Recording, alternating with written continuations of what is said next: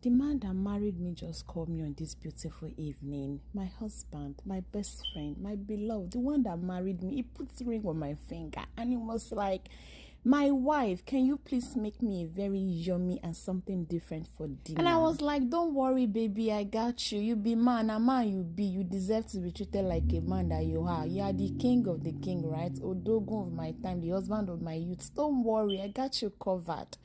I got you just as you wanted to without wasting any time at all. The inspiration of what I want to cook came right in my head. I got up and I dressed up, put some perfume, wear my wig, brush it, put some lipstick, very, very important. As you guys can see from the video, I was very, very happy to cook this delicious meal for my darling husband. I wore my apron, so while the food is being cooking, you'll be admiring the beautiful queen that he got married to, you know. Hi guys, welcome back to my page. On today's video, we're going to be cooking delicious dinner for my husband.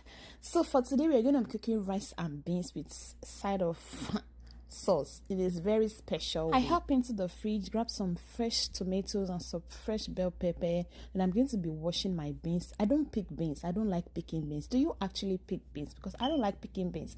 I just randomly check and see, and I'll make sure that I sifted everything to be sure that there's no sand underneath. After I wash the beans thoroughly, I'm going to be letting this parboil for like few minutes, and I'm going to also parboil it again. If you know that you go through heartburn when you eat beans, always parboil your beans before you eat it.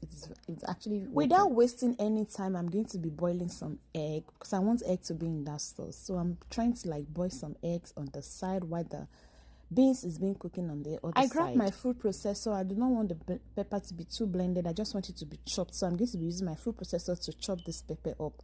Into my food processor, I have some tomatoes, some fresh tatashe. I added enough onion, and at this point the beans was ready to be parboiled. Mind you, I only allowed the beans to boil for like 3 to 5 minutes because I don't want it to boil for too long so that all the dirt can easily come out. Can you see how brown the water is? So I'm going to be putting fresh water into this.